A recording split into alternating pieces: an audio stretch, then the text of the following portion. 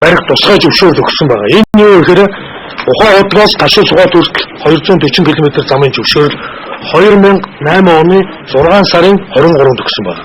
Сонгуул 6 сарын 28-нд дууссан, тийм ээ? 5 өдрийн өмнө. Би юу гэж ярих гэдэг нь 2008 оны 6 сард энэ зөвшөөрлийг өгдөө гэдэг нь Монгол улс төмөр замын бодлого гэдэг юм гаргаагүй байсан. Монгол улсын хөлийг ганц баялагтай газраас нь сэтгээд зөвшөөрөл өгсөн байна. Би 2008 оны 9 сард энэ засгийн газарт ороод хамгийн түрүүнд Хятадын төмөр замын сайдлыг уулзахад үндсэндээ 1, 2, 3, 4, 5, 6, 7 газраар нарийн царигтай төмөр зам орохоор ийм төлөвлөгөө гаргацсан байсан. Тэгээд тэр Хятадын сайдтай уулзаад яагаад монголчууд өөрсдөө саналаа өгөөгүй байхад та ийм юм гаргасан юм бэ гэсэн. Танай урдлын сайд нар ийм санал өгсөн шүү дээ.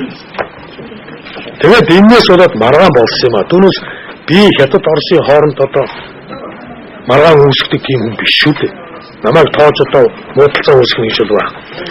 Энэний дараа бид нар яамн дээр очиод ямар юу гаргасан бэ гэхээр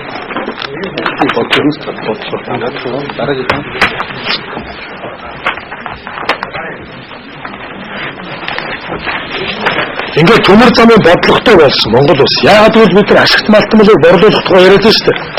Борлуулах гэж байгаа бол үнэтэй борлуулах ёстой юу? Хүн үргэлж гэж боддог шүү дээ. Би юмаа үнэтэй зарчсан юм. Өөрсдөө ятгаа тийм ээ? Тэгдэг үгүй юу? Тэгээд үнэтэй зарахын тулд яах ёстой вэ? Маш олон хүн худалдаж авахдаг тийм нөхцөлийг бүрдүүлэх ёстой.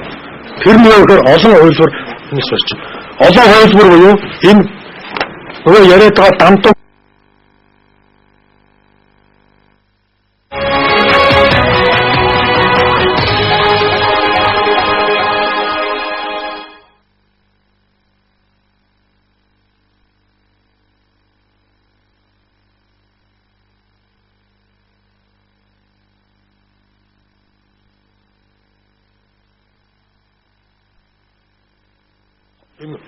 Хойд Солонгос, Өмнөд Солонгосын хилтэйг ойрхон энэ бомб өөрөө хувийнх энэ тэнцэн шиг гацаатай биш.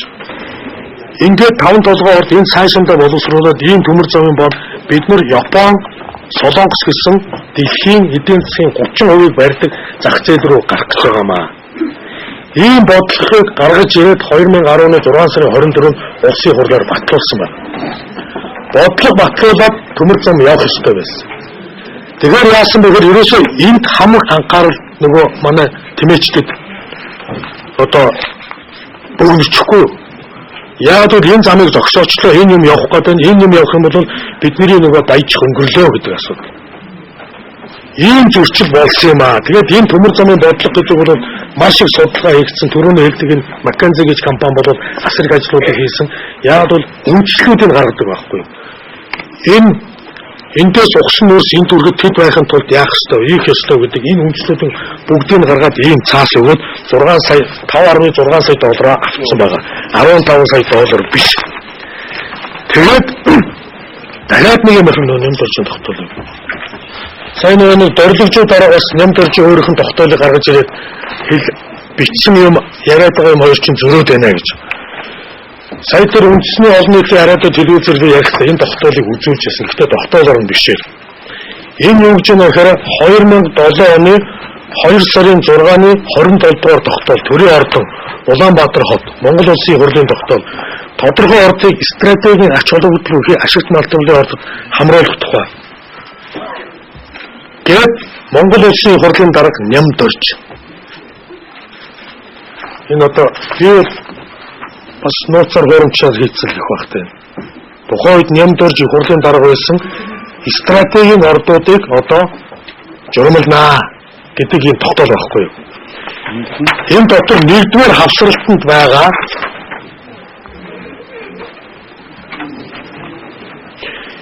энэ тогтоолын нэгдүгээр хавсралтанд заасан ордыг стратегийн ач холбогдол бүхий ашигт малтмалын ордод хамааруулсугаа гэж. Нэгдүгээр хавсралт. За нэгдүгээр хавсралт гэдэг нь юу вэ гэхээр ордын 5 толгой, чулуун ус, тайлбар 5 толгой. Одоо нэг доктортой гэрийн доктор. 5 толгой Energy Resources, Daisuku компани эзэмшиж байгаа тусгай зөвшөөрлийн хэмжээнд нөөцөн тогтоогдсон талбайг хамааруулнаа гэдэг. Нэгдүгээр хавсралт.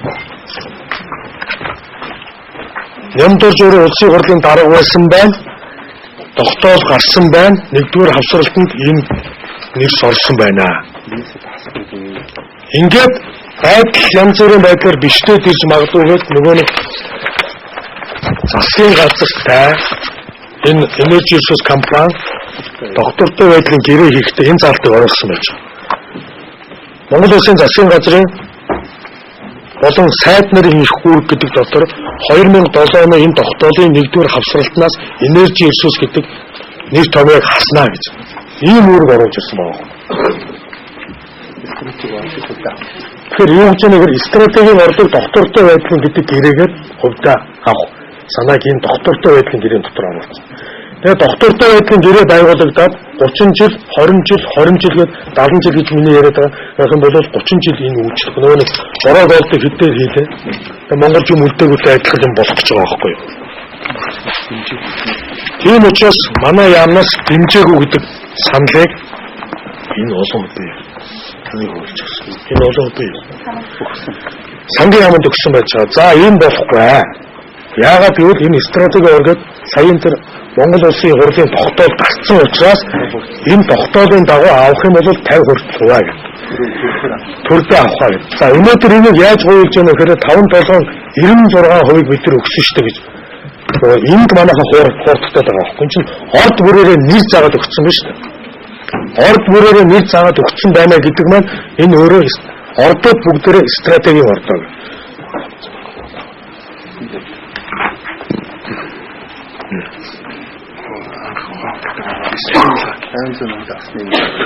Ийм асуудал болсон байгаа маа. Тэгээд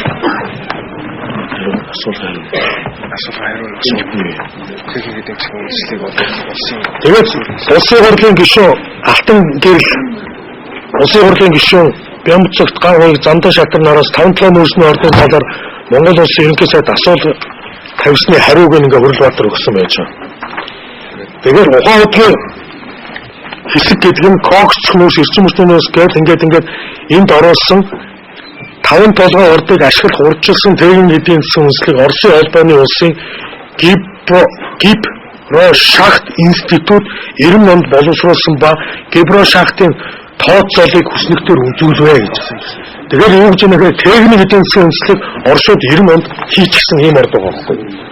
Энэний мөнгөний хэн төлөх вүлээ? Нөгөө төсвийн хөрөнгө татварын мөнгө.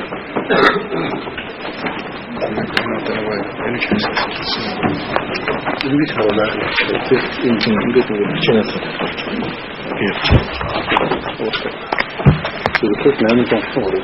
Тэгээд энэ ухаан хөдөлгөөний авахтаа энэ Energy Resource компани хэдийг төлсөн бэ гэхээр үндсэндээ $833 мянган төлсөн байдаг байхгүй юу? 833 мянган долларыг тэр хайгуулын хэлцээ газрын төлбөр хайгуул төлсөн гэж сая доллар өгөхгүй мөнгөөр ухаан хөдөлгөөнийг авсан байна гэж. Өрөнд уг нь бол хуулиараа бол ингэж өрөнд стратегийн ордыг өгдөг хууль бас байхгүй. Мөнгө гаргасан бол мөнгөөр нь төлнө. Ингээд дахиад хуульч өгсөн юм ингээд гарч байгаа маа.